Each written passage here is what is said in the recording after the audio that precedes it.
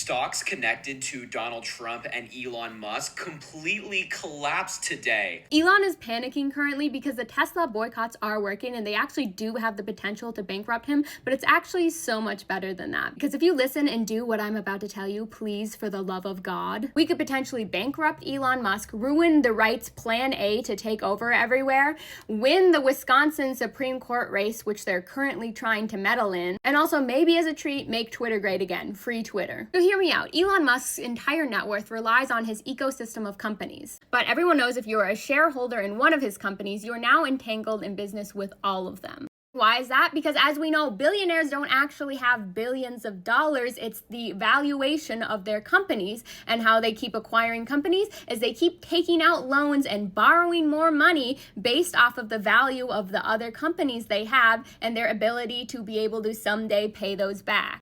If you do enough digging, you'll find that Elon Musk has a bunch of different mortgages and loans that he's taken out. And what is he using to back these loans and promise the banks that he can someday pay back all of this money? It's hard to say on record for many of them, but we can guess because when he took out loans to acquire Twitter, he used more than half of his Tesla shares at the value that they were as collateral for that. For that one, he even dipped into SpaceX a little bit. So the banks give him loans under the promise that his stocks are a certain price and he could pay them back. But when his stocks start to drop and they're no longer holding up their end of the bargain, he starts to panic because you don't want to default, or whatever the term is, and have to file for bankruptcy because you can't pay back those loans, which would put all of his businesses at risk as well. But why is the White House now panicking and having the president essentially do car commercials on the front lawn? Well, I'm so glad you asked, because this is where we come into play. The Supreme Court race is coming up here on April 1st in Wisconsin, and Wisconsin is often seen as a test state for the rest of the United States because it's pretty evenly split down the middle, red and blue.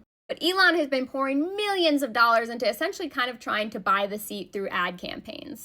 Another issue, there's a lot of extreme things that are at risk here in Wisconsin, and it's supposed to be more of a bipartisan seat, but the two options are Susan Crawford, who's pretty bipartisan but a little bit left-leaning, and Brad Schimmel, who is wildly right-wing. You can guess which one Elon is pushing for, but overall, this is sort of like a test to see if the right can just have Elon continually pour money into buying seats across the nation.